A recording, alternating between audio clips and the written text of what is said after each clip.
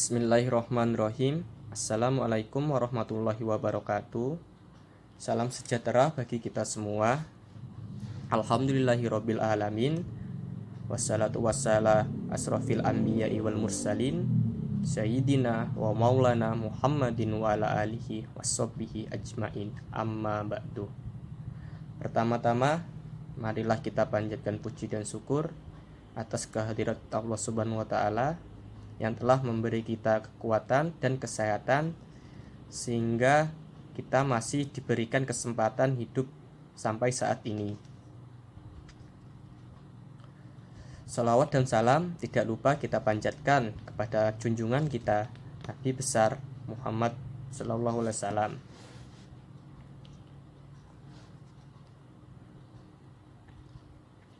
Yang saya hormati Bapak Sunarto SEMSI selaku dosen pengampu mata kuliah Ekonomi Internasional. Kemudian yang saya cintai teman-teman dari kelas manajemen sore 04. Perkenalkan, nama saya Aldi Julianto, NPM 19177. Di sini saya akan membawakan materi ekonomi internasional. Baiklah, untuk mempersingkat waktu, marilah untuk mempersingkat waktu, saya langsung masuk ke dalam materi pembahasan. Yang pertama, pengertian. Apa sih ekonomi internasional itu? Pasti teman-teman semua sudah tidak asing mendengar kata ekonomi internasional. Ekonomi internasional merupakan salah satu cabang dari ilmu ekonomi yang pada pembelajaran ini dibahas serta dipelajari dan juga melakukan penganalisaan dan juga melakukan transaksi permasalahan-permasalahan dalam ekonomi internasional itu sendiri. Yang salah satunya adalah kegiatan ekspor dan impor. Selain itu, perdagangan dan urusan keuangan serta moneter sekaligus organisasi ekonomi milik pemerintah maupun non-pemerintah yang memiliki jalinan interaksi agar antar negara juga merupakan bagian dari ekonomi internasional. Selanjutnya, karakteristik ekonomi internasional. Ada beberapa karakteristik ekonomi internasional. Yang pertama, kondisi pasar yang terbuka atau yang dikenal sebagai liberasi pasar, serta banyaknya arus transfer uang yang semakin hari semakin berkembang.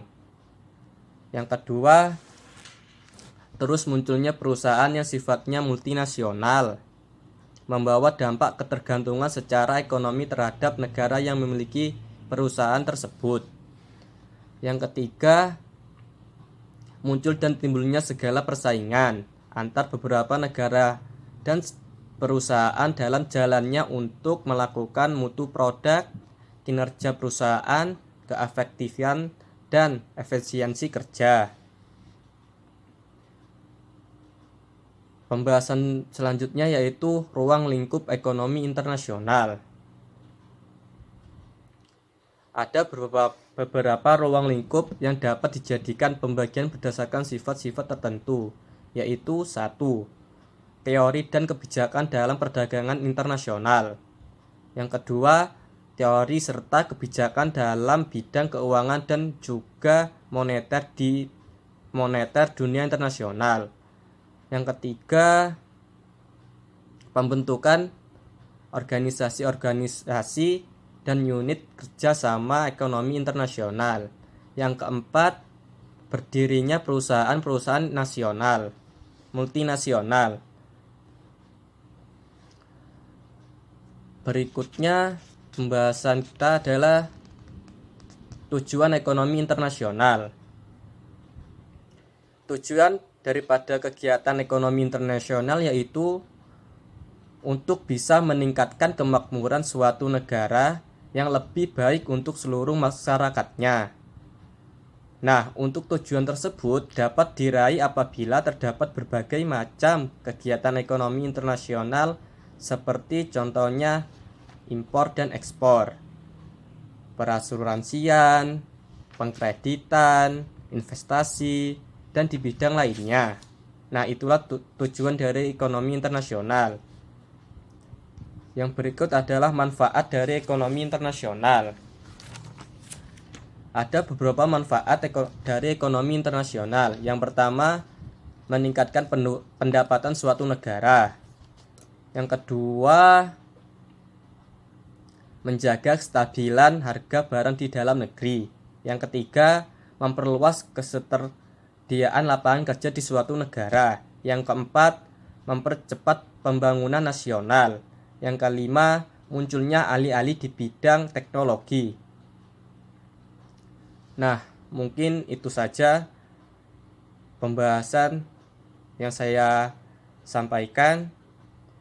Bila ada salah kata, saya mohon maaf, karena kesempurnaan hanya milik Allah Subhanahu wa Ta'ala.